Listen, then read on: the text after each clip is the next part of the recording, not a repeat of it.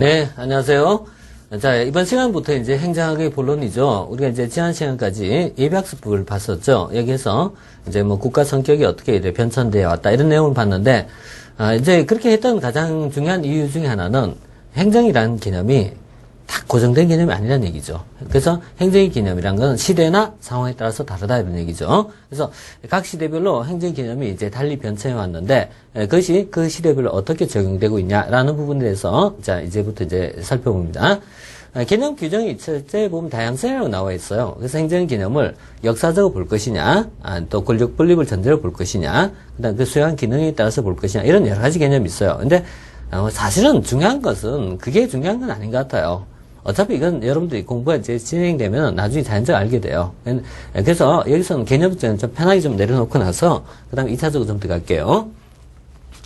통상 이제 뭐 행정이라는 것을 여러 가지 정의 내릴 수는 있겠지만은 정부하는 일이다 이렇게 보시면 돼요. 뭐죠? 정부하는 일이다. 정부하는데 뭘 하냐면은 국민적 요구를 충족하기 위한 정부의 활동이다 이렇게 볼 수 있죠. 국민적 요구를 충족하기 위한 정부의 활동이다. 라고 볼 수 있고요. 물론 이제 활동이란 말을 이제 기능이다 또는 역할이다 이렇게 이제 표현해도 상관없어요. 그래서 결국 국민이 원하는 바를 실천한다 뭐 이런 의미 아니겠습니까? 그래서 이런 부분을 이제 실천하기 위해서 누가 하는 것이다? 정부하는 활동이다 이런 얘기죠. 그럼 정부가 이제 무엇을 활동하냐 이거죠. 무엇을 활동하냐라고 얘기할 때 그 이제 크게 보면 두 가지예요. 하나는 정책이고요. 또 하나는요 관리라고 보시면 돼요. 근데 사실 이제 본질은 이 중에 본질은요. 관리입니다. 행정의 가장 본질은 관리다 이렇게 보시면 돼요. 관리라는 얘기는 정책을 집행하기 위해서 행정이라는 조직과 그다음에 사람과 예산을 관리하는 활동이다 이렇게 보시면 돼요. 그래서 이 관리에 속한 것이 뒤에 가면 이제 다시 조직을 관리한다. 또 하나는 사람을 관리한다. 그다음 또 하나는 돈을 관리한다. 재물을 관리한다 이렇게 보면 되겠죠. 그래서 이런 부분이 이제 결국 경영에서 발전한 것과 사실 비슷한 맥락이 있어요. 그런데 그것을 좀 차별하기 위해서 조직행정, 인사행정, 재무행정 이렇게 이제 부른 거죠. 그래서 정책적 기능이라는 것은 결국 이제 정부가 국민에 대해서 무엇을 하냐 이런 문제죠. 그래서 정부가 국민에 대해서 무엇을 할 것이냐라는 문제에 대해서 여러 가지가 있겠지만은 국가가 가진 재원을 나눠준다. 이걸 이제 다음에 이제 분배라고 부를 거예요. 분배 정책. 그 다음에 또 가진 자로부터 없는 자에게 이전시켜 준 성격을 가진다. 이런 바죠. 재분배 정책이라고 부를 수가 있고요. 그다음 또 하나가 규제라고 불러요. 규제. 특히 이제 경제에 대한 부분이 제일 많죠. 그래서 뭐 내가 인가를 내린다, 허가를 해준다 이런 부분이 이제 되겠죠. 그래서 이런 이제 정책적 개념하고 또 하나가 이제 관리라는 개념 이런 식으로 이제 나눠볼 수가 있어요. 이렇게 이제 보는 것은 이제 행정의 전체 개요고요. 이런 부분이 이제 행정의 전체 맥락이 되는 거죠. 그래서 우리가 이제 2편에서 뭐 정치학, 그다음에 이제 3편에서 조직, 4편 인사, 5편 재무 이런 식으로 이제 풀어가게 되는데 뭐 이런 부분이 이제 가장 본질은 뭐냐? 역시 관리적 작용이다. 다만 정책적 기능은 어떻게 할까 말까 이런 부분에 대한 논의가 이후에 전개됩니다. 자, 그럼 뭐 다음에 이제 차후에 다시 보도록 하면 되겠고요. 그다음에 이제 역사적으로 이제 봤을 때요. 역시 역사적으로 봤을 때 크게 이제 세 단계로 우리가 논의할 수 있어요. 그것은 이제 근대라는 부분이 있고요. 근대가 있고 그다음에 또 하나 이제 현대가 있고요. 그다음에 또 최근에 나오는 경향 이렇게 이제 세 가지로 나눠볼 수 있는데. 근대적 개념을 썼을 때는 바로 이제 두 가지 개념, 정책과 집행이다라고 얘기할 때, 이때 이제 정책은 누가 결정하냐 이렇게 물으면, 정책은 가장 이제 기본적 본질은 누가 하는 것이다? 의회가 하는 것이다 이거죠. 의회가 정책을 결정하고 행정은 단순하게 집행하는 것이다 라고 보는 것, 이것이 가장 초기적 개념이에요. 그래서 처음에 행정이라는 것은 단순한 정책의 집행에 불과할 것이다. 집행과 관리다 이렇게 보는 것이 초기적 개념이고요. 그러나 이제 현대에 들어오면서 사회가 점점 복잡해지고 전문성이 높아지다 보니까 행정이라는 것은 이제 정책적 기능도 수행하게 되었다라고 보는 거죠. 그래서 행정은 정책과 집행을 모두 다 행정이 수행한 것이다라고 보는 관점. 이런 것이 이제 소위 현대 행정국가의 개념이다라고 보시면 돼요. 이걸 이제 바꿔 쓰면은 근대에서 행정이란 무엇이다? 행정은 정책이나 그다음에 법률을 집행하는 것이다라는 개념에 불과했고요. 그다음에 현대에 들어오면서 행정은 정책의 집행만이 아니라 정책 결정과 그 다음에 집행적 기능을 모두 포함한 개념이다 라고 보는 식으로 개념 자체가 좀 넓어지는 거죠. 그 다음에 이제 최근에 보니까요. 이제 이것을 다른 각도에서 접근해요. 이걸 이른바 거버넌스라고 그러죠. 그래서 최근에 갖고 거버넌스 관점이 들어오는데 이 거버넌스 관점은 이제 뒤에 갖고 좀 자세히 보셔야 돼요. 그래서 거버넌스 관점은 다시 이제 뭐 신공공관리나 뉴거버넌스 이런 개념 다시 이제 풀어갈 수는 있는데 그런 개념은 이제 차후에 다시 보도록 하고요. 자, 이런 식으로 일단 전개를 나갈 수도 있고요. 이렇게 나갈 수도 있고요. 그 다음에 또 하나는 이제 우리가 이제 전통적 분류 방식에 따르면요. 결국 이제 법학적으로 볼 것이냐 또는 행정학적으로 볼 것이냐 이런 문제인데, 소위 이제 유럽에서 발달했던 관점이 하나 있고요. 그다음 미국에서 발달했던 관점이 있는데, 유럽에서는 행정이란 현상을 무엇으로 봤다? 법적인 측면에서 접근했다. 그 다음에 미국 같은 나라는 행정을 학적인 측면에서 접근했다 해서 두 개 이제 계열을 달리하고 있어요. 그러나 법적인 정의에 대한 것은 사실은 행정학에서 다룰 사항이 아니고 이것은 행정법학에서 다룰 사항이기 때문에 그 뒤에 우리가 이제 교재에는 구성이 되어 있지만은 저는 내용에서 아예 빼버립니다. 그래서 이건 빼버리고 우리는 행정은 다만 행정학적으로만 정의 내리자라고 얘기할 수 있어요.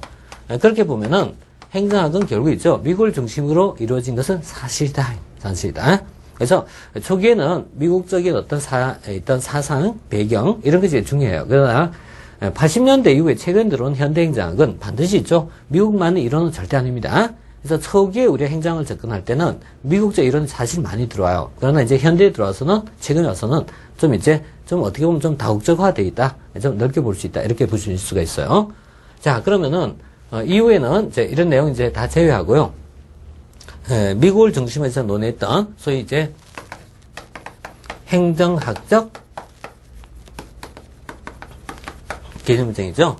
그래서 행정학적 개념정이 이제 넘어갔을 때 제일 먼저 행정의 기원이 나와요. 그래서 제일 첫째 행정의 성립과 기원이 나오는데, 자, 행정의 성립은 이제 우드로 윌슨이라는 정치학자이자 뭐 어떻게 보면 또 행정학자일 수도 있어요. 그래서 이 사람에 의해서 처음에 나온 거죠. 이것이 1887년 우드로 윌슨이라는 사람에 의해서 나타나고요. 윌슨은 아마 여러분들이 아실 거예요. 왜냐하면 이제 1919년 기미독립선언 나오고 그때 보면 민족 자결주의란 말이 쓰잖아요. 바로 이제 그 윌슨입니다. 그래서 이때는 학자였고 뒤에 가면 이제 정치가로서 나중에 대통령까지 올라가죠. 윌슨은 굉장히 유명한 사람이에요. 진짜 유명한 사람이에요. 그래서 1차 세계대전 끝날 때 이제 어떻게 보면은 이제 국제연맹을 주도하기도 했고요. 또 미국 사회를 굉장히 많이 변화시켰던 굉장히 유명한 사람이에요. 그래서 이 윌슨에 의해서 이제 행정이란 것이 이제 분리하자, 정치로부터 분리하자. 이 당시에 좀 사실 부패도 많았고 이런 시점이었어요. 그래서 정치로부터 분리함으로써 행정의 어떤 독자성을 만들자 해서 나왔던 것이 이제 초기론입니다. 자, 그럼 처음에 윌슨이 했던 것이 이제 행정의 연구라는 이제 논문에서부터 시작되는데, 여기서 윌슨은 정치로부터 분리 독립한다 이거죠. 정치로부터 분리 독립하여 소위 독자적 학문 체계를 만들었다. 독자적 학문 체계를 만들었다라고 볼 수가 있고요. 이런 의미에서 윌슨을 우리가 이제 행정의 기원이라고 부를 수 있습니다. 그래서 윌슨은 행정을 정치로부터 분리 독립하여 독자적 학문이다. 그리고 이것을 행정을 이렇게 이제 정의 내려요. 행정이란 공공사무의 관리다라고 본 거죠. 공공사무의 관리다. 그래서 행정의 본질은 무엇이다? 관리라고 본 거예요. 관리로 봤다. 그래서 관리로 봤다라는 말은 무슨 얘기냐면 결국 이제 행정은 경영과 유사하다 이렇게 봐요. 그래서 이 말은 경영과 유사하다라고 보고 있고요. 물론 똑같다고 하지는 않아요. 왜냐하면은 공공사무가 되니까요. 그래서 똑같다는 얘기는 아니지만 경영과 유사하다라고 해갖고 이걸 다음에 우리가 있잖아요. 공사행정일원론 이렇게 표현해요. 그 다음에 정치로부터 분리했다 해서 정치행정이원론 이렇게 표현해요. 그래서 이런 정치행정이원론 뭐 이런 말이 나오는데 그건 이제 우리가 차후에 다시 한번 정리해 나가면 돼요. 자, 그 다음에 이와 같이 이제 윌슨 행정을 우리가 이제 통상 전통적 행정학 또는 전통적 행정관이라고 부릅니다. 이 말은 나중에 윌슨이라는 사람의 행정관과 다음에 막스 베버라는 사람이 있어요. 독일 사람이죠. 베버의 관료제론 합쳐갖고요. 윌슨 베버리언 행정관 이렇게 표현해요. 그래서 이 전통적 행정관을 성립하게 되고요. 이후에 1970년대까지 가장 중심이 되는 논입니다. 1970년대 이후에 가면은 오스트롬에 의해서 소위 공공선택 이론의 것이 나와요. 그때까지 가장 어떻게 보면 주류가 된다 이렇게 보시면 돼요. 그래서 가장 이제 행정이 어떻게 보면 성립에 대한 문제 뭐 이런 내용이었고요. 사실 이제 이런 내용도 다 이제 말하자면 지금 입장에 봐서 고전적 얘기죠. 고전적 얘기인데 예의상 요 시점은 좀 기억해 두세요.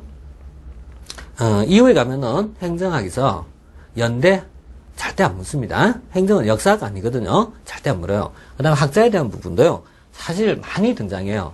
행정학 교재 전체 토탈화 해갖고요. 적어도 한 200~300명 이상 학자들이 등장해요. 등장하다 보면